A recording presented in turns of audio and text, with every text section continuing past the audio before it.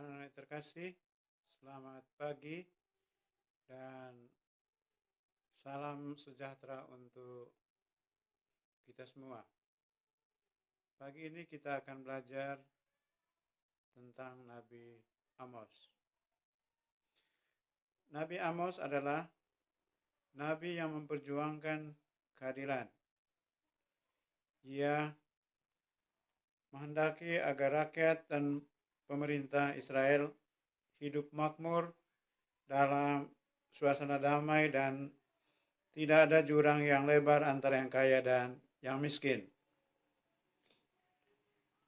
Namun, kenyataannya banyak rakyat yang miskin akibat perbuatan penguasa atau pemerintah yang mementingkan diri sendiri. Baik, mari kita buka pelajaran kita pagi ini dengan berdoa. Dalam nama Bapa dan Putra dan Roh Kudus. Amin. Allah Bapa yang Maha Baik, begitu besar kasih-Mu kepada kami, manusia yang berdosa. Engkau juga mengutus para nabi untuk mengingatkan umat Israel akan kesalahan-kesalahan mereka. Bantulah kami untuk mengikuti ajaran dan kehendak-Mu dalam hidup kami setiap hari. Demi Kristus Tuhan dan pengantara kami. Amin. Dalam nama Bapa dan Putra dan Roh Kudus. Amin.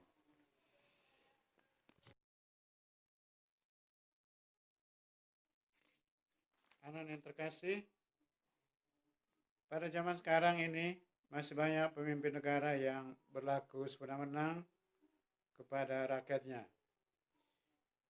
Sebagai contoh, masih banyak terjadi tindakan korupsi.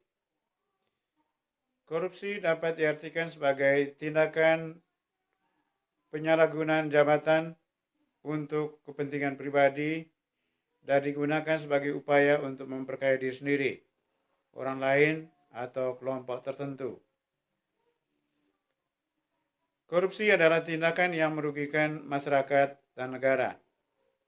Rakyat miskin akan terus miskin dan yang kaya akan semakin kaya. Yang kaya biasanya berasal dari kalangan pemerintah atau orang-orang dekat dengan pemerintahan.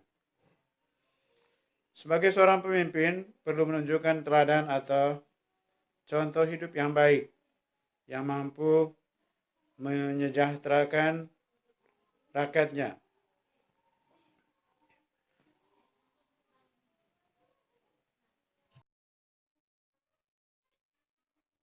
Anak-anak yang terkasih, selanjutnya kita akan mendengarkan bacaan kitab suci yang diambil dari kitab Amos bab 4 ayat 1 sampai 5, dilanjutkan dengan ayat 5 bab 5 ayat 1 sampai 15. Terhadap perempuan-perempuan Samaria yang mabuk mewahan. Dengarlah firman ini, hai lembu-lembu basan yang ada di gunung Samaria, yang memeras orang lemah, yang menginjak orang miskin, yang mengatakan kepada tuan-tuanmu, bawalah kemari supaya kita minum-minum. Tuhan Allah telah bersumpah demi kekudusannya. Sesungguhnya akan datang masanya bagimu, bahwa kamu diangkat dengan kait, dan yang tertinggal di antara kamu dengan kait ikan. Kamu akan keluar melalui belahan tembok, masing-masing lurus ke depan, dan kamu akan diseret ke arah Hermon. Demikianlah firman Tuhan. Datanglah ke Betel dan lakukanlah perbuatan jahat. Ke Gilga dan perhebatlah perbuatan jahat. Bawalah korban sembelihanmu pada waktu pagi, dan persembahan persepuluhanmu pada hari yang ketiga. Bakarlah korban yang syukur dari roti yang beragi, dan maklumkanlah persembahan-persembahan sukarela. Siarkanlah itu, sebab bukankah yang demikian kamu sukai, hai orang Israel? Demikianlah firman Tuhan Allah.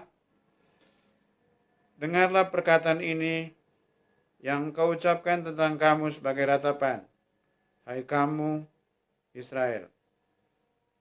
Telah rebah, tidak akan bangkit lagi anak dari Israel. Terkapar di atas tanahnya, tidak ada lagi yang membangkitkannya.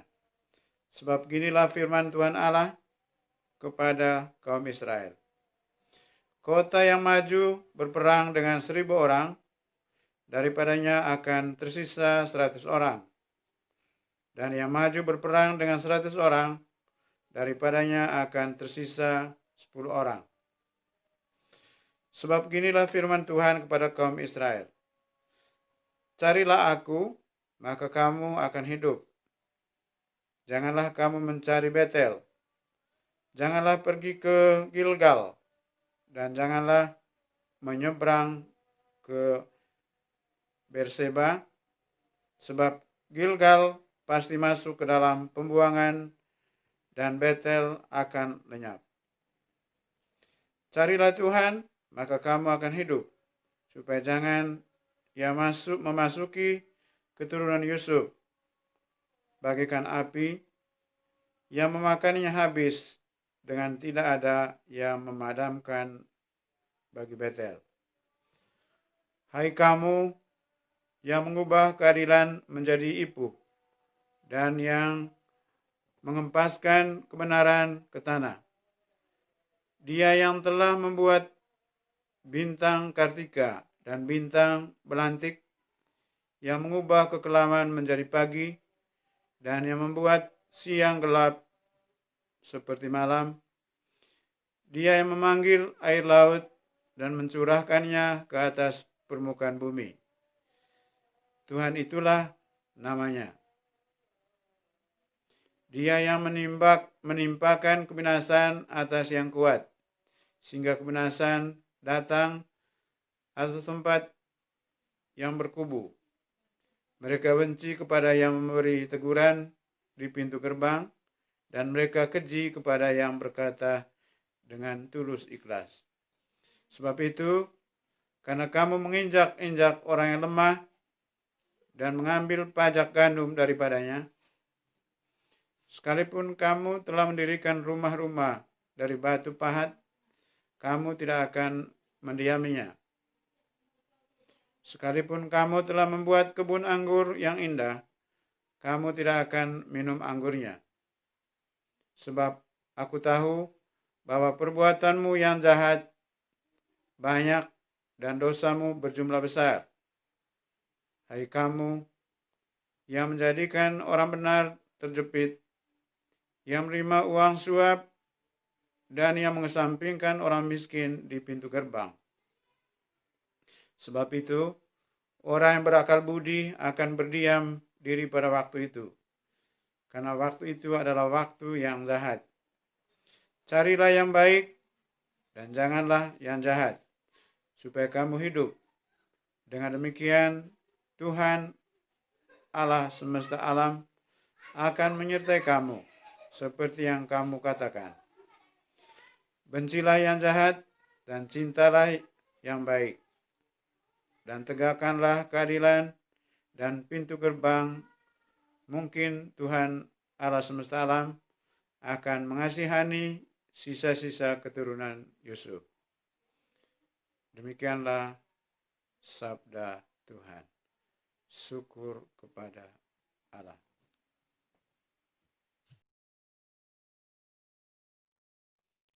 Anak yang terkasih, Amos adalah seorang peternak domba. Ia berasal dari daerah Tekoa, daerah pedalaman Yehuda.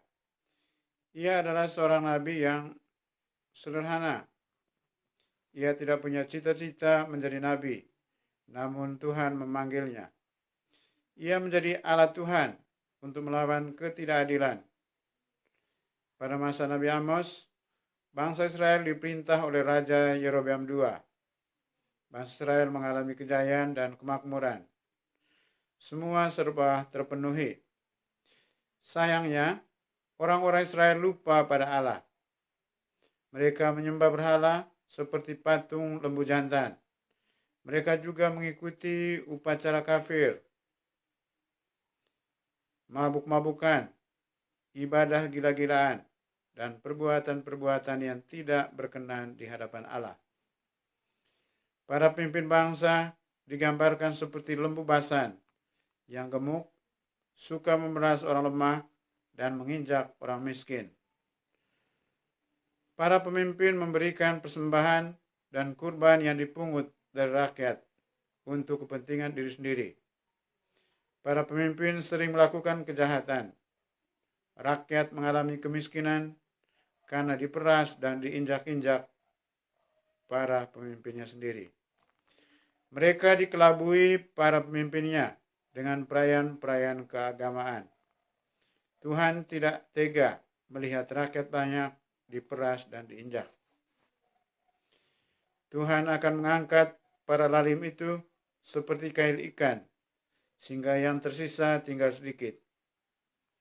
Bangsa Israel mencari Tuhan agar tetap hidup, serta agar para pemimpinnya berbuat adil, memperhatikan kaum lemah dan miskin, tidak memeras dan tidak menginjak-injak.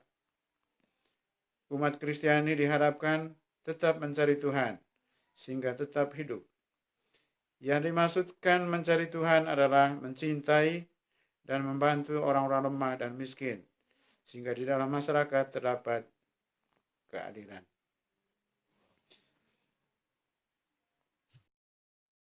Anak yang terkasih, mari kita tutup pelajaran kita pagi ini dengan berdoa. Dalam nama Bapa dan Putra dan Roh Kudus. Amin. Tuhan Bapa yang Maha Baik, terima kasih atas segala cinta dan kebaikan-Mu yang telah Engkau berikan kepada kami sampai saat ini. Lebih khusus pagi ini, Engkau telah menggema kepada kami lewat firman-Mu melalui Nabi Amos yang datang untuk menegakkan keadilan. Semoga dengan sabda-Mu yang kami dengar hari ini, dapat kami wujud nyatakan di dalam kehidupan kami, sehingga akan terciptalah masyarakat yang adil, damai, dan tentram. Nama-Mu kami puji, kini dan sepanjang masa. Amin. Dalam nama Bapa dan Putra dan Roh Kudus. Amin.